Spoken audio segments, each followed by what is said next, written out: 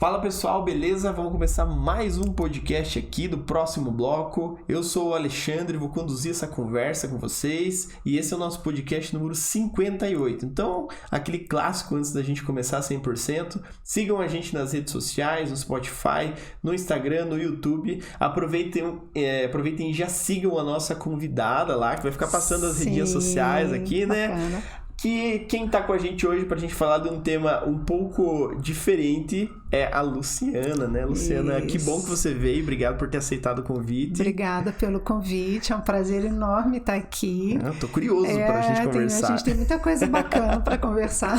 Se quiser se apresentar, então. Então tá, meu nome é Luciana Gibaile, eu sou designer de interiores, trabalho no mercado já há 35 anos, é bastante. Trabalha há 35 anos. Há 35, bastante tempo. Na verdade, eu me formei na Universidade Federal de Viçosa e eu fui professora lá por 5 anos. Ah, você foi professora lá? Fui professora. Daí me casei, mudei para Santa Catarina e aí comecei a trabalhar como autônoma em Santa Catarina. Projetos daí? Projetos. Porque lá em Viçosa eu dava aula de habitação e decoração. Então, Em que curso? Economia doméstica. Ah, é? Era um curso que hoje não existe mais, mas na época a gente tinha matérias gerais nos primeiros 2 anos e nos 3 últimos a gente escolhia a especialidade que a gente queria seguir e eu escolhi decoração e habitação. Então foi bem bacana. Que hoje não tem esse curso em não específico, existe né? esse curso específico. Ele foi se dividindo e foi incorporando umas disciplinas em outra em outra, assim por diante. E aí é isso. Aí comecei em Santa Catarina, morei em Videira. Lá eu comecei como autônoma. De lá a gente mudou para São Paulo. Também continuei trabalhando em São Paulo e de São Paulo vim para Curitiba. Então já estou em Curitiba há 12 anos. Muito feliz de estar aqui, de poder estar trabalhando. É um ainda mercado um sotaquezinho incrível. ali de um lado e do outro. O sotaque não perde, viu, gente? Não tem Esse jeito. carrega pra sempre. Pra sempre. O sotaque não perde. Mas você tá 12 anos aqui, então? Há 12 anos já em Curitiba. E é muito diferente de onde... O público é bem diferente. Nesses 3 estados é bem diferente. Porque lá em Minas, enquanto eu dava aula, a gente também dava consultoria para Aracruz Celulose. A gente fazia algumas consultorias para empresas maiores. E a visão é um pouco diferente. E, aliás, isso é uma coisa que me atrai muito, porque a gente estava comentando em off, né? Eu gosto de trabalhar muito a questão de brasilidade e acho que o Brasil é um país muito diverso. Então, a gente tem muitas culturas dentro de uma única cultura. Isso é incrível, porque isso dá uma diversidade gigantesca, dá trabalhos maravilhosos e é isso aí. Você pode inventar, né? Muito, né? Porque quando você fala de brasilidade, você tem muita característica aqui, muita cultura, né? Sim, é muito diferente. Dentro de uma mesma cultura, então, por exemplo, se a gente pegar Curitiba tem vários grupos de imigrantes, né? E a gente traz essa cultura com a gente. Então, isso afeta no nosso morar, no nosso local de trabalho. Lógico que afeta, é completamente diferente. A gente tem clima diferente. Então, uma vez eu fiz um projeto para São Luís, Maranhão. É completamente diferente você olhar material de revestimento, a forma como eles vivem. É completamente diferente. E você tem que respeitar isso na hora que você está fazendo o projeto. O projeto não pode ser uma coisa engessada, sabe? A técnica é essa, a tendência que está se usando agora é essa, então tem que ser assim. Não. Eu preciso olhar para quem é que a gente está projetando, qual é a cultura que está por trás, como é que é o clima, como que eles vivem nesse clima. É que é muito grande o país, né? Então, muito grande. O que é tendência aqui pode não ser tendência lá. E o contrário também, né? Lá é super tendência e aqui não, Sim, né? E mesmo a mesma tendência que é comum, que possa ser comum, ela é percebida de forma diferente, sabe? Então, isso é muito bacana. E aí isso é muito legal, assim, eu gosto muito e agradeço muito por ter tido a oportunidade de trabalhar em projetos em regiões tão diferentes do Brasil, porque isso agregou muito para mim, sabe, assim, a gente consegue pensar muito fora da caixa, sabe, não é um rótulo, não é uma coisa concreta, assim, que você, é assim e vai ser assim porque o estilo é esse, não, o estilo é flexível. Eu sempre costumo dizer que não existe certo e errado, existe o que fica melhor para você, e essa é a nossa função de profissional, captar Quem é você? O que você acredita? Quais são suas memórias afetivas? Qual é a tua experiência? A gente tem... meu tempo de projeto é muito antigo, né? Eu falo que eu sou da era de 1900 e bolinha. Mas uma coisa que a gente vê nas novas gerações e de uns anos para cá é a interação gigantesca que a gente tem com o exterior. Então, hoje, apesar da gente trabalhar muito a brasilidade, a nossa brasilidade hoje está muito afetada pela globalização, né? Então, tem coisas que eu incorporo de outras culturas e que entra tão naturalmente que eu não percebo sobre isso, né? E até uma tendência que às vezes o pessoal busca literalmente isso, né? Isso. Você quer ter uma inserção de outros países dentro de um projeto, né? O que é fantástico, porque quanto mais diverso, mais rico fica, né? Quanto mais eu tenho percepções, quanto mais eu vejo as coisas, melhor fica a minha vida, né? Eu consigo simplificar, facilitar um monte de coisas que outras pessoas perceberam e que eu ainda não tinha percebido. E é muito bacana ver isso, né? Essa troca, ela é enriquecedora para todos os lados. Eu acho que isso é uma coisa incrível. E é incrível porque quando a gente fala de Brasil... hoje, mais do que nunca, o nosso design está mega valorizado lá fora, né? Há pouco tempo a gente fez uma série de vídeos com a Camila Gino e é incrível como o Brasil está sendo respeitado lá fora. Milão fala demais. A gente nunca teve tantos designers lá fora quanto a gente tem hoje. Ah, que legal. Eu não sabia que tinha uma expressão tão grande assim. Muito forte. Então, você vê que isso é uma coisa que também me fascina, porque quando você é autêntico, quando você olha, eu sou assim, eu gosto disso, a forma como as pessoas passam a te respeitar é muito maior, né? A gente para de ficar copiando e querendo se ajustar ao que existe e a gente passa a ser quem a gente Cria uma identidade, né? Uma identidade. E a gente tem muita coisa legal no Brasil, gente, é muito lindo. Aqui, posso citar N casos, mas a gente hoje tem, por exemplo, a Itens, que trabalha com luminárias feitas lá no norte e nordeste, usando palha, usando coisas que são nossas e são valorizadas pra caramba, né? A gente tem N designers que a gente pode citar. Então, assim, por que não levar essa nossa diversidade para as pessoas? Por que não usar isso? Né? Há muito tempo atrás a gente falava sobre o artesanato brasileiro, sobre a riqueza que a gente tem no nosso colorido, no bordado, no trançado.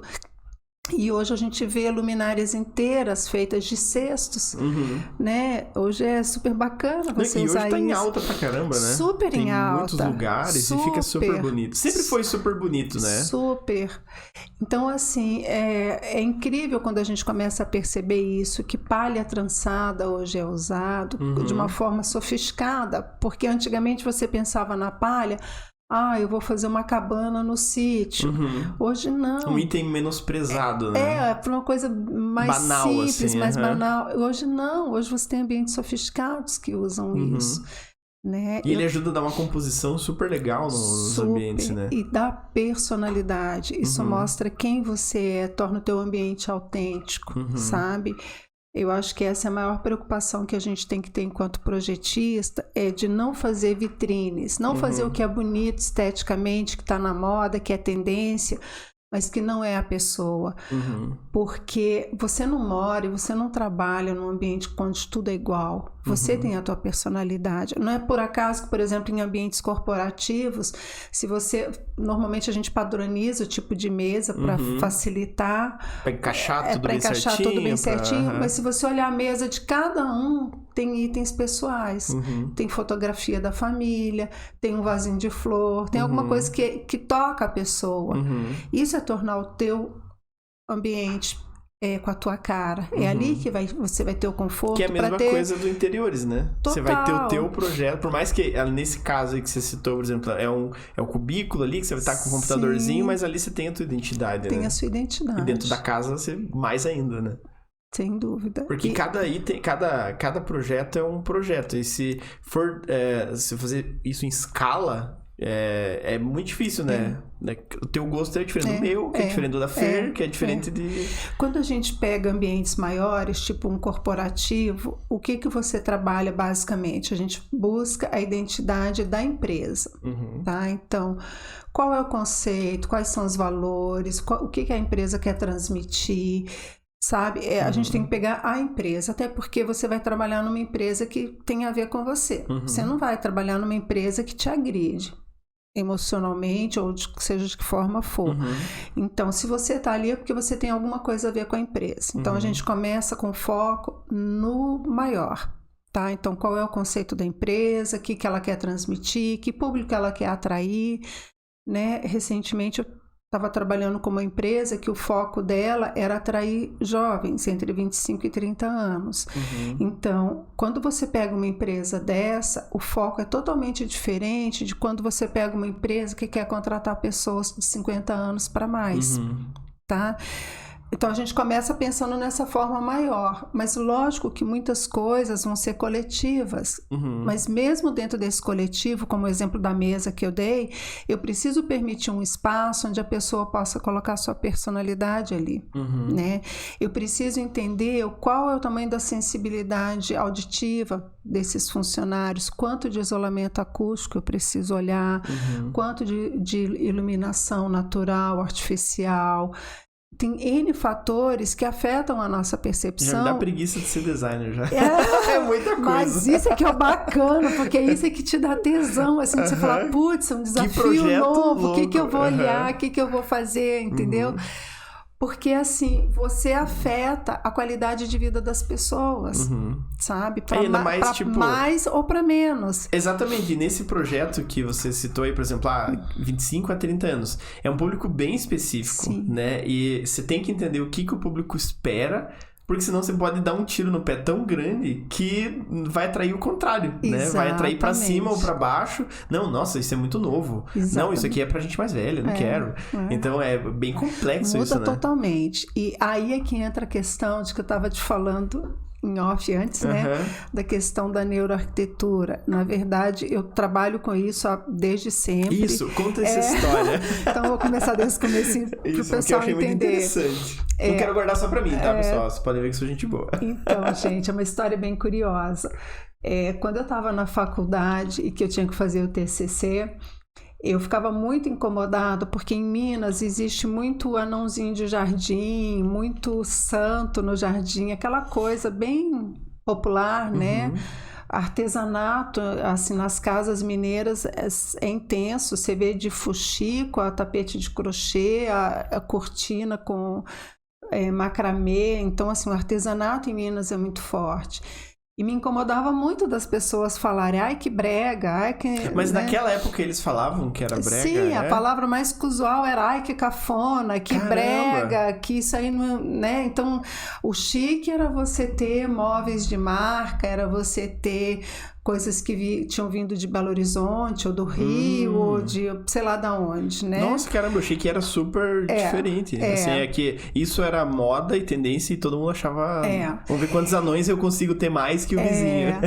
E isso me incomodava muito. E aí eu resolvi fazer o TCC sobre arquitetura kit, sabe? Para poder entender. Porque, assim, parte da minha família é do Rio. Daí eu ia para o Rio e quando a gente passava pelo subúrbio, você via aquelas casas cheias de mosaico, cheias de... Tudo isso era considerado cafona. Eu falava, por que cafona se quem mora ali está feliz? Né? Por que é kit se a pessoa colocou com tanto amor e carinho, aquilo é uma representação dela? E aí eu comecei a entender os valores emocionais que existem por trás do morar, né? A gente não mora só em 4 paredes, a gente mora com todos os nossos sentimentos, com todos os nossos afetos, com tudo que vibra dentro da gente. Então, cada quadro que eu coloco numa parede, ele tem um significado para mim. Cada anãozinho que eu coloco no jardim, ele está contando um pouco da minha história. E é isso que me faz ser feliz, é isso que me faz ter produtividade. Quando a gente fala das empresas, muitas não entendem que a distribuição, a cor que se usa, o material que se usa, afeta a produtividade drasticamente. sabe? Existem estudos que dizem que quando você está num escritório, vamos chamar assim de corretamente, não gosto muito da palavra corretamente, mas assim, projetado, olhando todos os detalhes, você consegue reduzir o turnover em 15%. Isso é gigantesco, economicamente falando. Sim. Entendeu? Não, e são pesquisas, né? São pesquisas. Hoje a neurociência está mega desenvolvida nessa área, né? Então, mas por que melhora? Porque eu estou mexendo no emocional.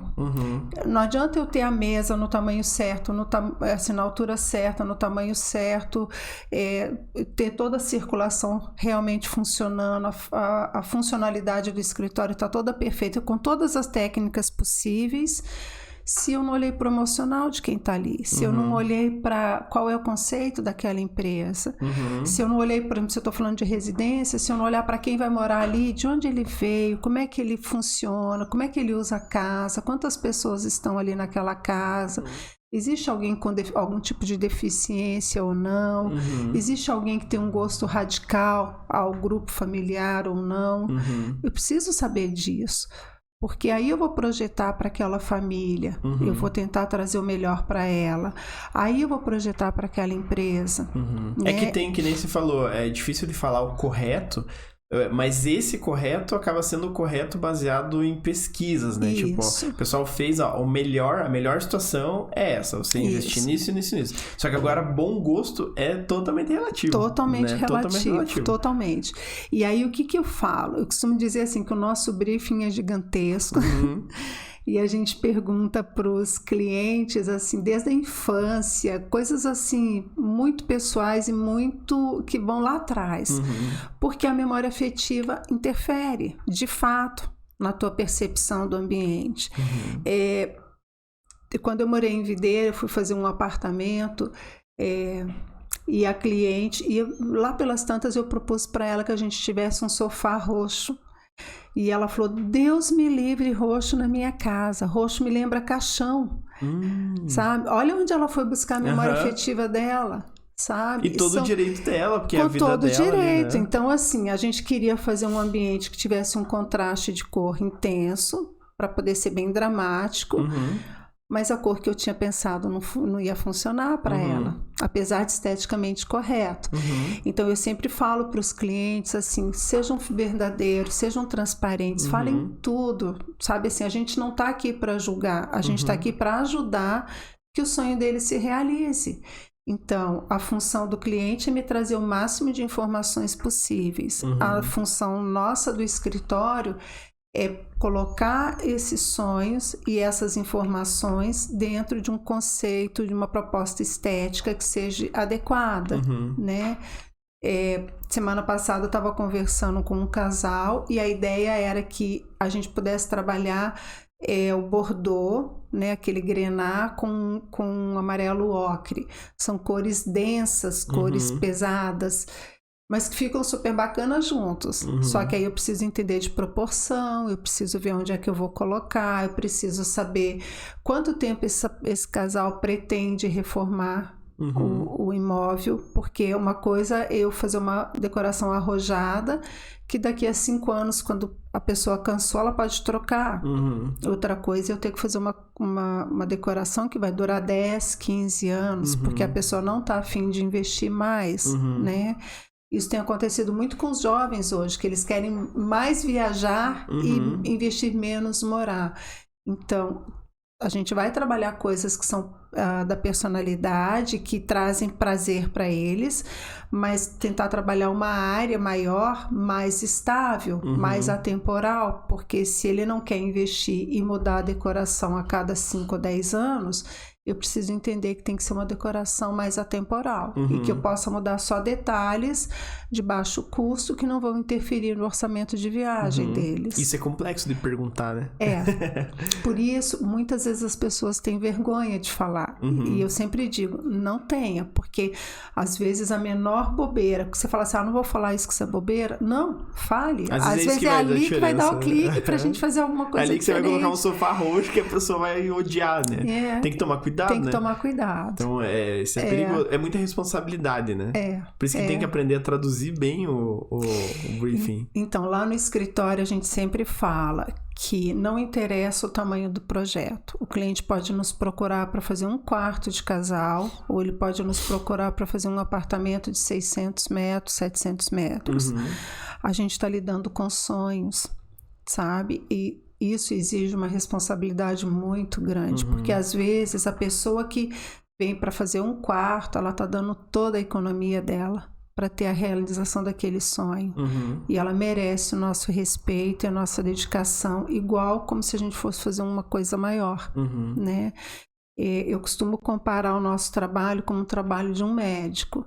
E eu falo sempre para os meninos lá no escritório, você tem uma doença, você tem uma dor, né? A pessoa que nos procura tem uma dor. Ela quer ter um quarto esteticamente que atenda ao que ela sonhou, ou ela quer ter um apartamento, ou ela quer ter um escritório.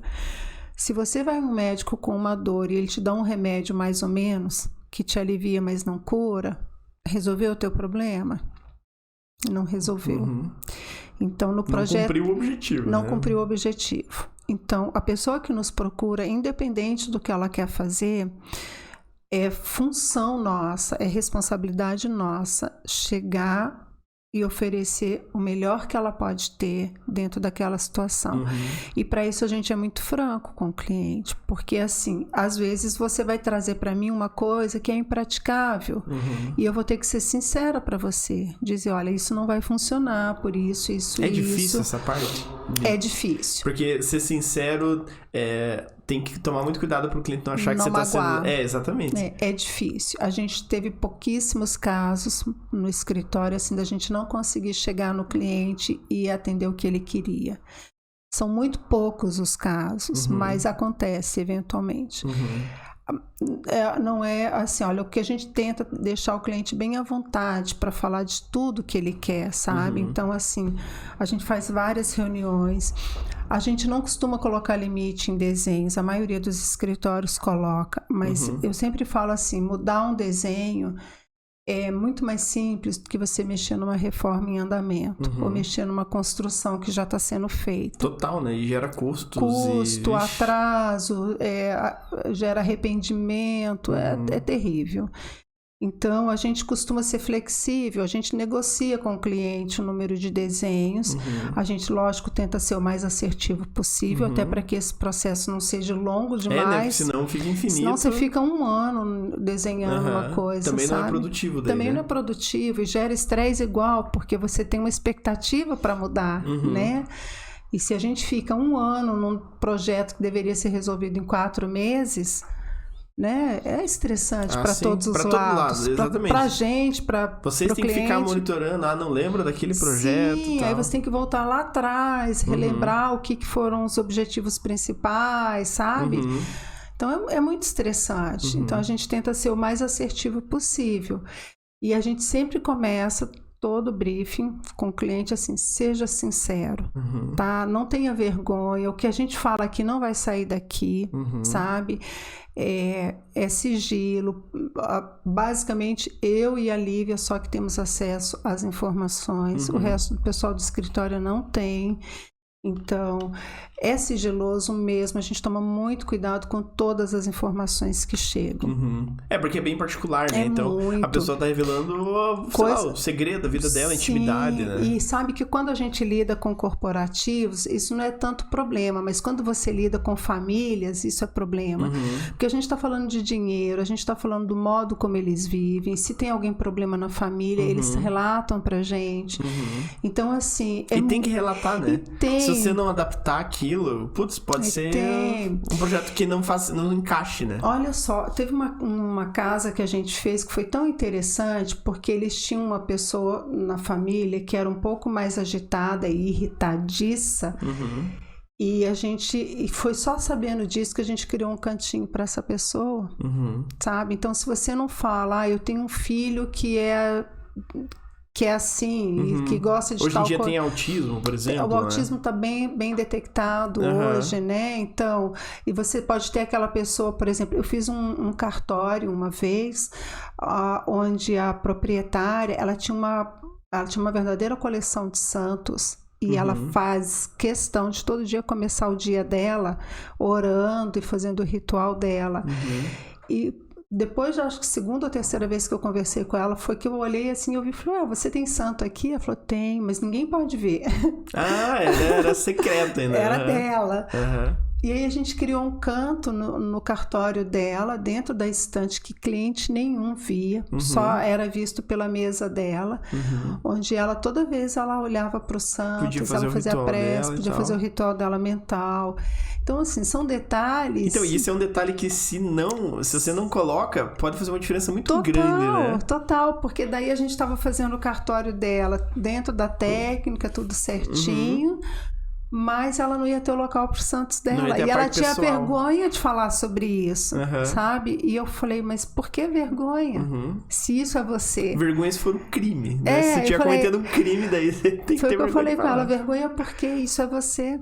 Então vamos... E se é você, isso é tão particular para você, vamos criar um lugar que seja particular para você. É que é difícil, né? Essa questão de julgamento é complicado. Porque nós, como seres humanos, a gente pode falar assim, não julga. Mas às vezes dentro da nossa cabeça a gente fala, é feio. Ou, é estranho. É não sei o quê. Mas indiferente, a gente não externaliza isso, né? A pessoa pode ter um costume. Vão jogar bem pro extremo, sei lá. A pessoa pode ser satanista, vamos supor. E ela vai ter o canto dela. Beleza, é o trabalho teu que você tá fazendo é o trabalho do projeto, o desenvolvimento do projeto e adaptar a realidade da pessoa para aquilo. Não tá errado, é a realidade dela. Ela não tá cometendo nenhum crime, né? Se ela estiver fazendo alguma coisa que infringe alguma lei, aí calma. Aí a questão muda. Legal a gente...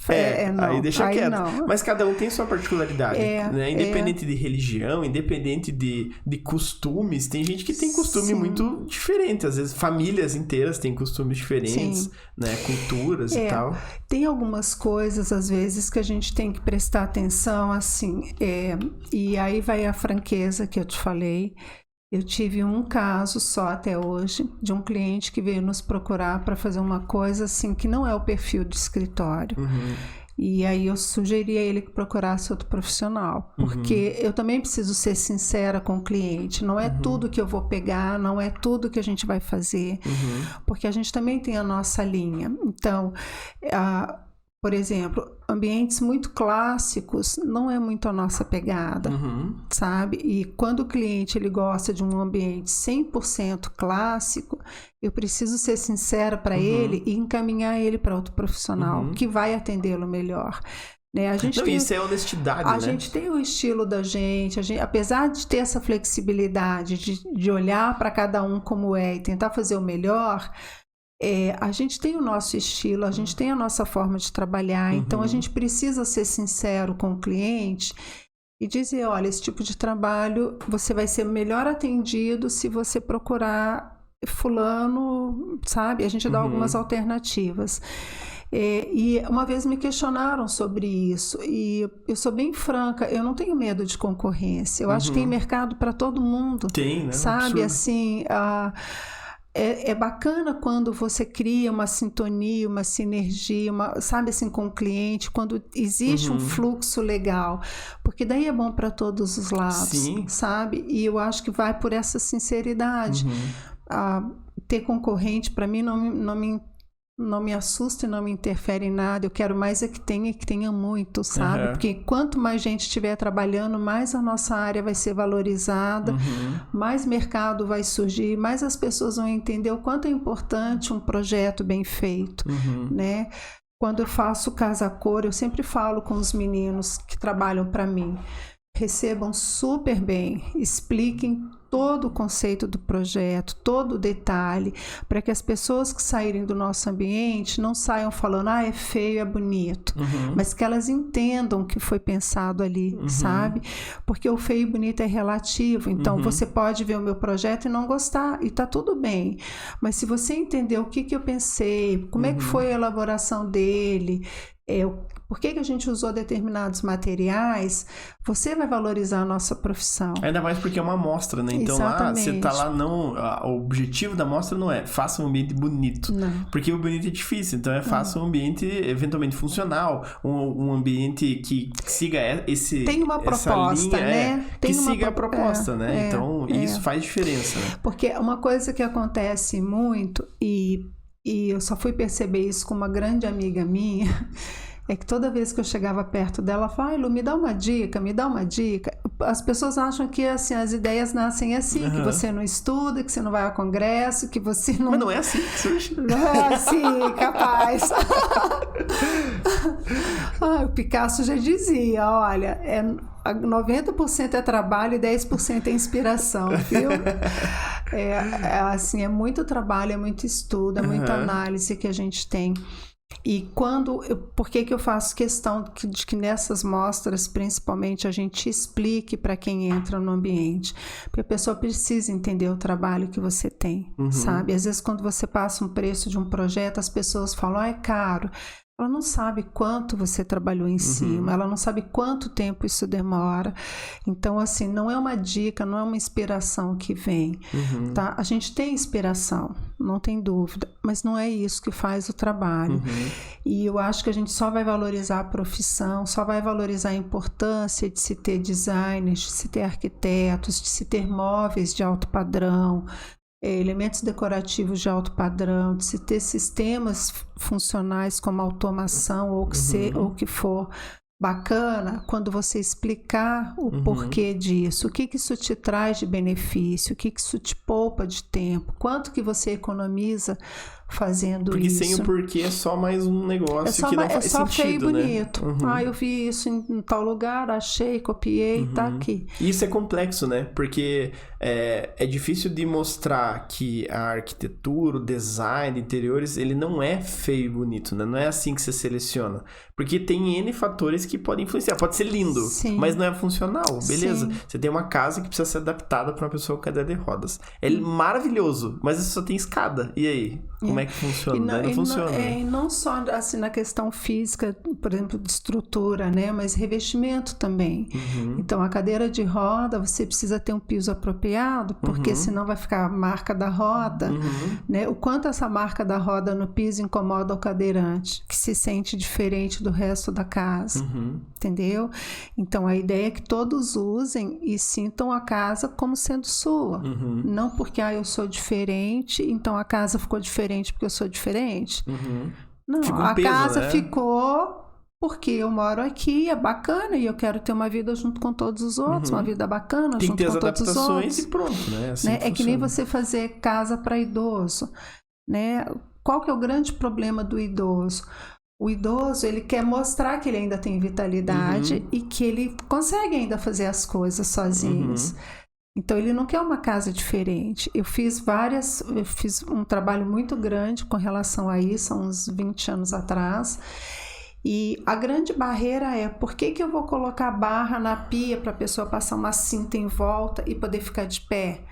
O idoso não quer isso, ele quer ficar de pé como o filho fica, como outra pessoa como qualquer fica. Outra pessoa fica. Mas aí você vem para o questionamento, bom, eu preparei a casa para um bebê. Que eu recebi com todo amor e que eu queria que fosse linda para ele, tanto lúdica quanto em termos de segurança física. Por que eu não posso preparar uma casa para as pessoas que estão ficando velhas?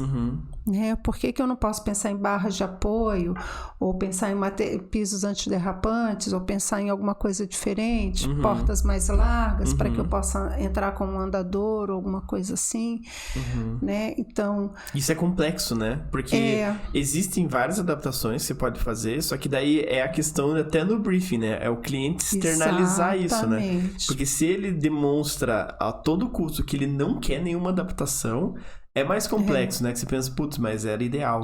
Talvez tenha um piso antiderrapante, ou no banheiro tem uma barra. Aí entram as justificativas. Por isso do estudo, e por isso que eu te falei que eu curto muito a neuroarquitetura, porque, na verdade, a gente está falando de neurociência. Então, hoje a ciência evoluiu muito. Você tem dados para poder explicar o porquê que você está escolhendo aquilo. Não é porque, eu acho bonito, porque está na moda. Não, olha aqui.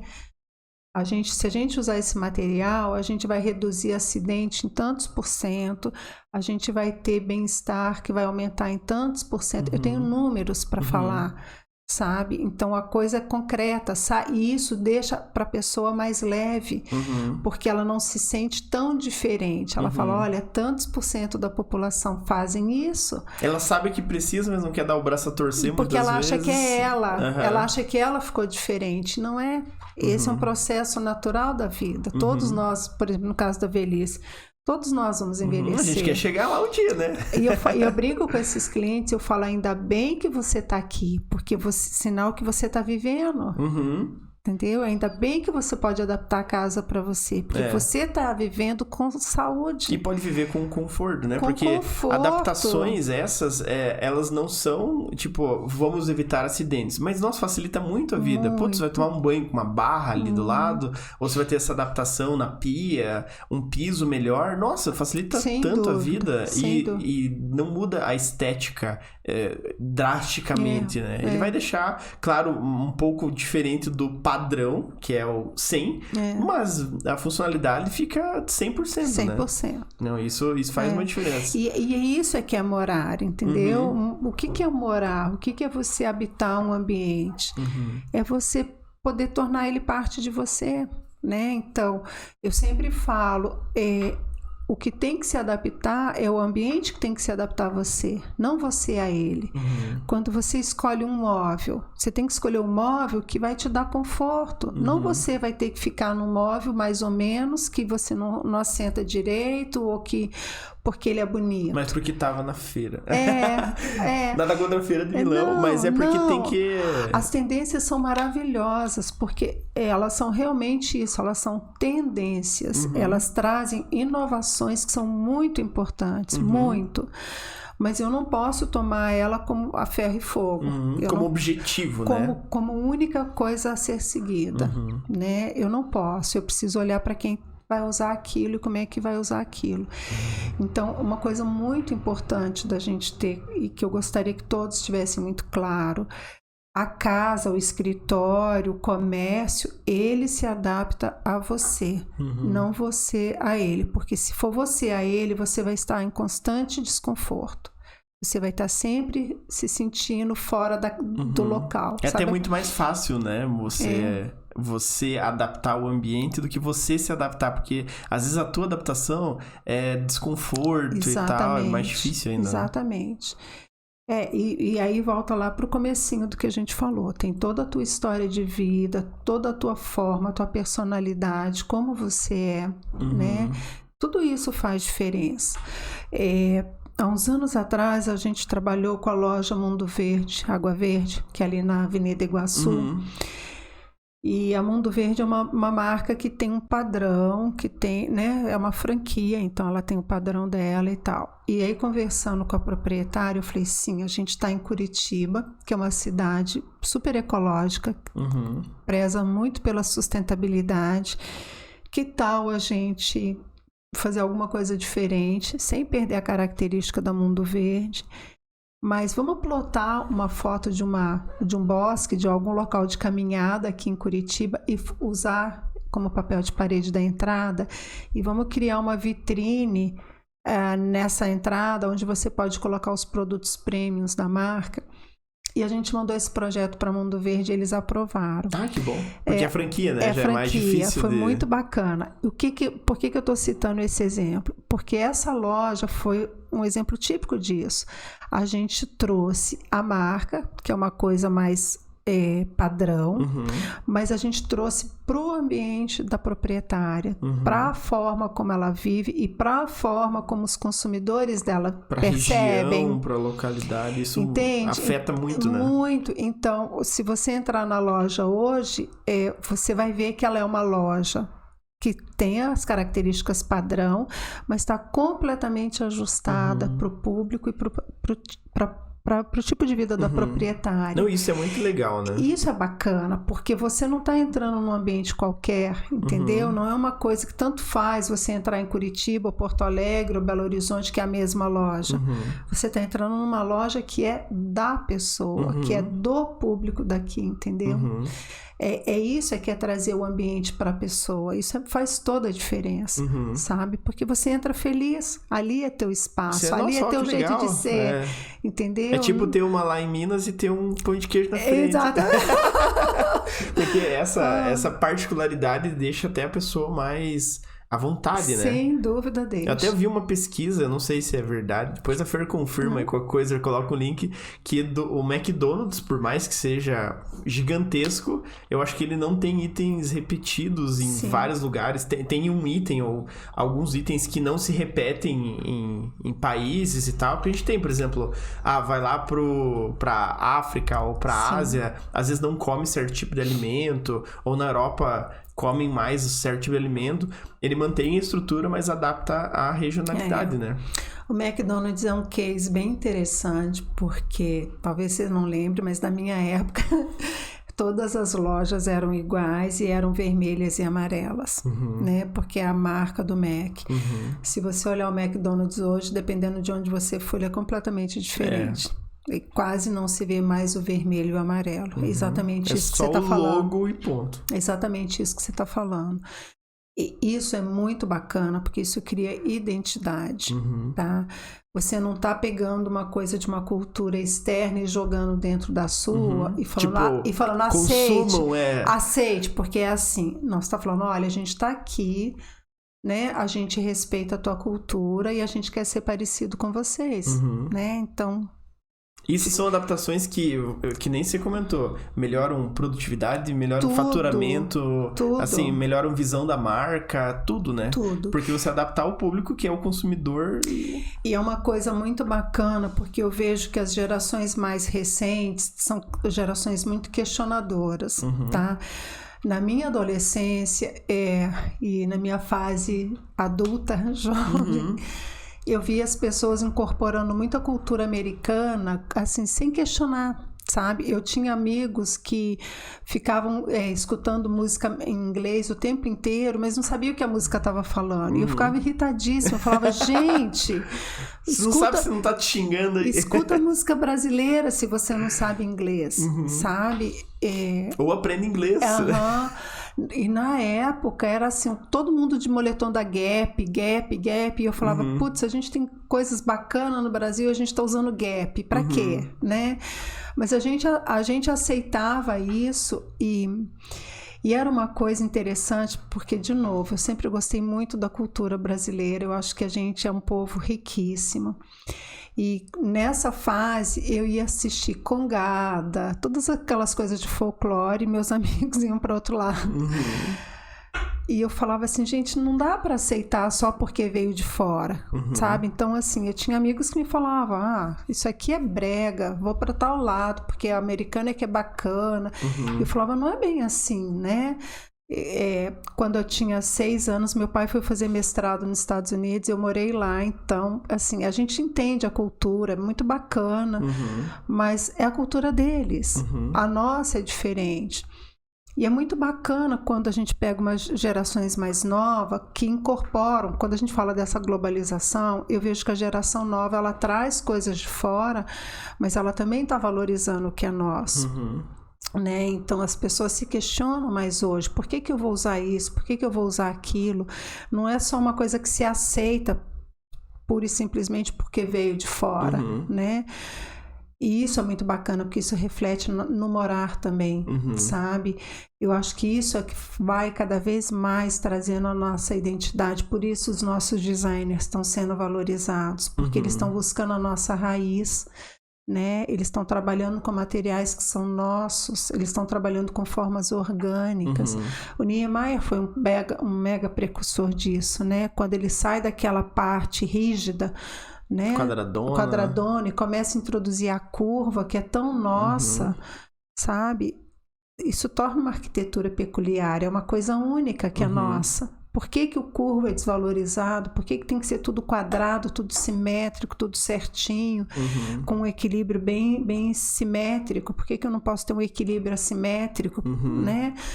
Isso é bacana, mas isso é você olhar para você e fazer o que é você de fato. Não, isso é complexo, né? Da gente imaginar as mudanças que aconteceram, que se perpetuaram e acaba influenciando na visão das pessoas. Tipo, você comentou que, por exemplo, os jovens são mais questionadores. São. Isso você acha que facilita mais o trabalho do designer ou é mais complexo de você conseguir tirar as informações? Não, facilita muito. Muito. Porque de novo, a gente não tá para julgar, a gente tá para entender. Então, quanto mais transparente você mais chance a gente tem de alcançar positivamente o teu objetivo. Então, esses questionamentos instigam muito, porque eu sempre falo, se eu não souber a resposta, eu vou pesquisar. E aí depois, numa próxima reunião, a gente volta a falar, né?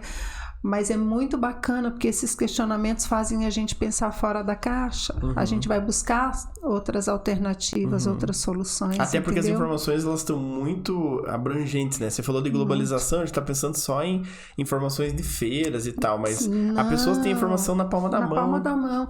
E assim, olha, quando eu me formei, uma professora minha, que é uma grande amiga hoje, a Nerina, me falou assim: Lu, esquece tudo que você aprendeu na faculdade. Daqui a 6 meses isso não vale mais nada, porque a ciência está evoluindo tão rápido, né? Hoje eu falo que a cada segundo, o que eu estou falando aqui com você, pode ser que daqui a pouco não seja mais verdade. Tá tudo muito rápido, as informações chegando muito rápidas. Então, e não existe um meio, como você falou, né? Hoje você acessa 300 mil coisas e você... Num instante muda a tua opinião rápido ali. Isso. Porque antes, a gente até discutiu isso em outros podcasts, antes a informação era quadrada, né? Era muito mais, aquilo, ponto. E era lenta, porque assim, como que você tinha informação? Via periódico, né? A questão da internet surgiu um pouco mais tarde, mas ainda assim era muito lenta como as informações chegavam.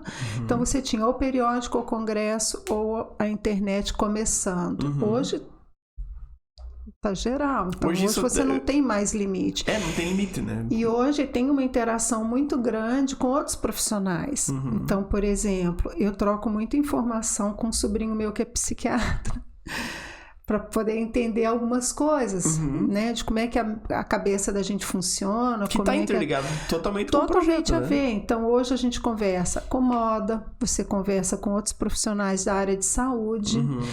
Tem uma interação gigantesca, né? Quando a gente pensa na própria questão de projetar, hoje está super dividido. Então, hoje eu tenho a pessoa que trabalha com luminotécnico, eu tenho o que faz projeto elétrico, eu tenho o que olha a parte de revestimento. Eu posso subdividir meu projeto em N coisas, né? Não é o meu escritório que vai fazer tudo mais. E que antes, talvez, o foco, vou me formar para eu aprender a usar uma ferramenta, às vezes, né? Não, eu preciso aprender a desenhar, talvez no computador, ou usando técnicas e tal, mas hoje é muito mais focado em como... desenhar, como gerar um conteúdo novo, uma criatividade, como estimular soluções novas. A ferramenta já é segundo plano, né? Já é plano. Você tem que saber, ponto. E sabe uma coisa que a gente tem hoje que está ganhando muito força, são essas certificações tipo LEED, Wellbeing, está cada vez ficando mais intenso. E isso é muito bacana, porque de novo, tira o foco só da questão estética. A gente está olhando o bem-estar de quem está ocupando o ambiente, entendeu? Então, a gente vai medir desde de partículas suspensas no ar, CO2, ruído, uma série de coisas que interferem na tua saúde que você não percebe. Então, hoje existem estudos falando sobre tintas, por exemplo. Tem tintas que, sob a ação do sol ou do calor, elas eliminam partículas tóxicas. E aí, se você não sabe disso, você está usando qualquer coisa.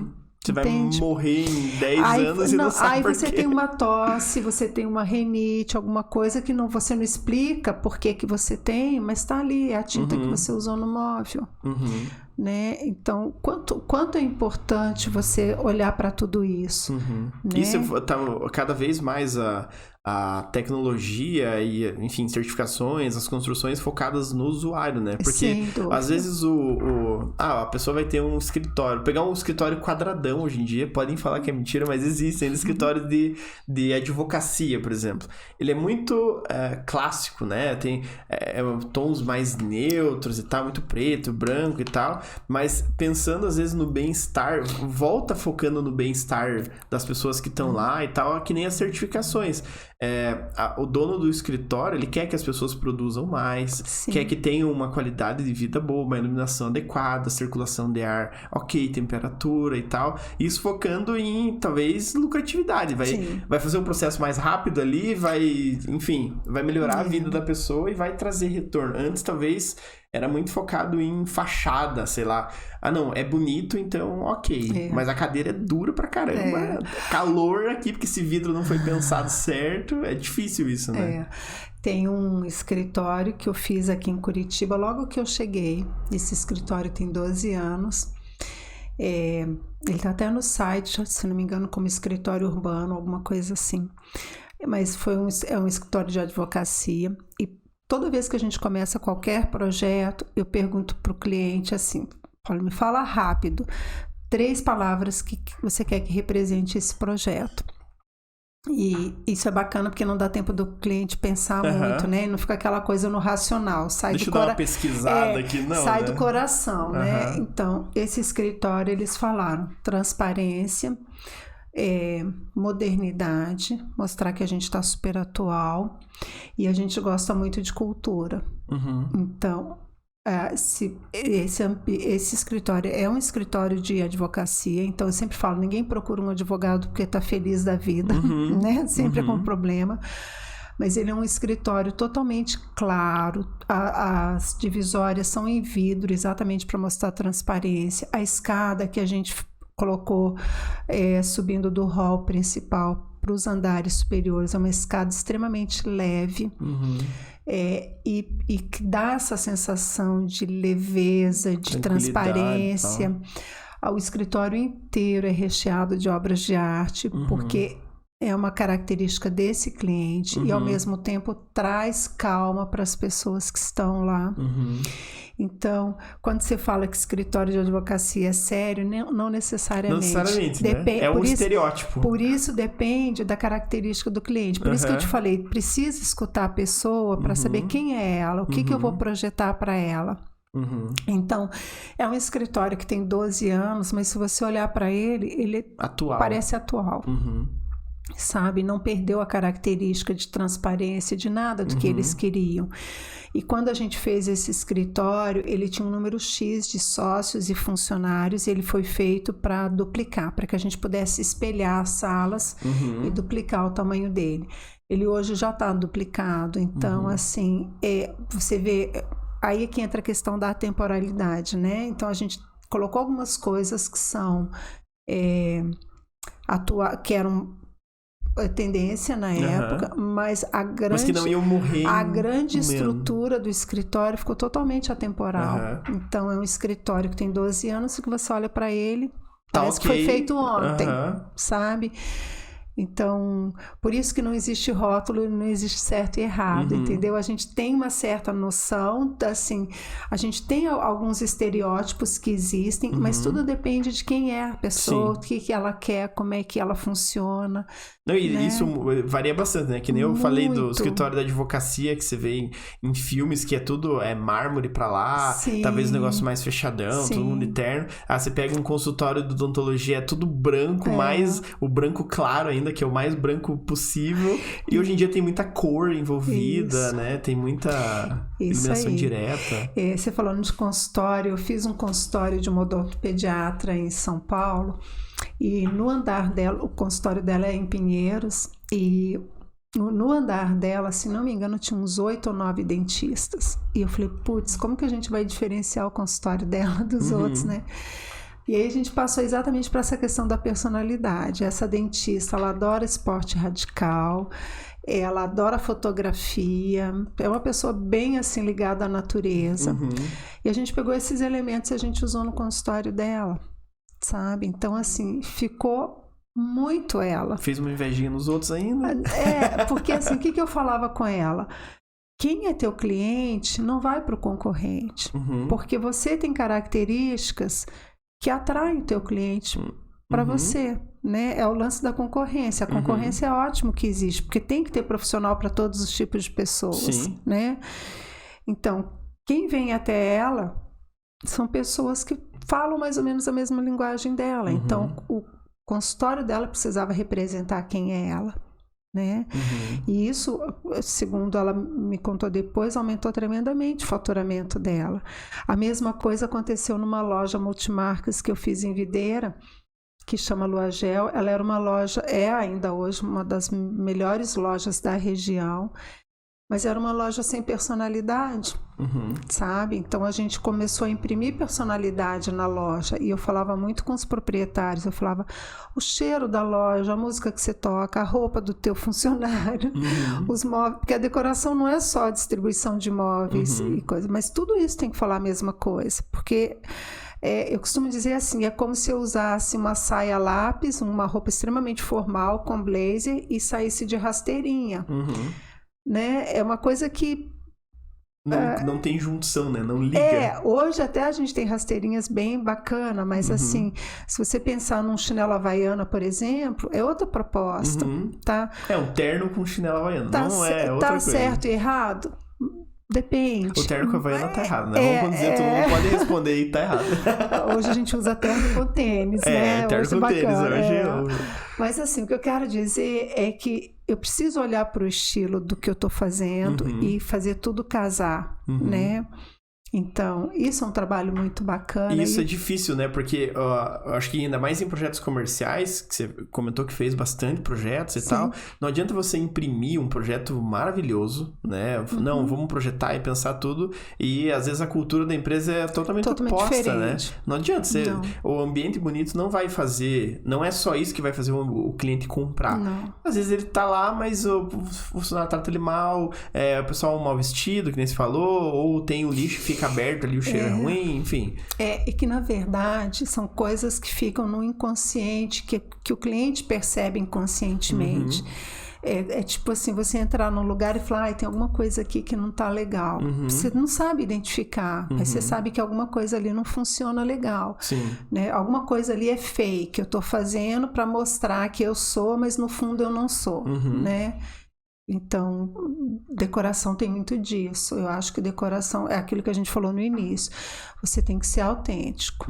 Sabe? Isso é muito difícil. Eu tenho um exemplo que eu ouvi na faculdade, acho que uma disciplina de psicologia focada em trabalho, que eles focavam justamente nessa questão de utilização do espaço, ou o espaço era legal, bonito e tal, só que a função talvez não adequasse. Daí, eu lembro na época a professora deu um exemplo que ficou pendente, assim, fiquei pensando, você é um grande executivo de vendas, perfeito, só que você trabalha numa fábrica de cigarro. E aí?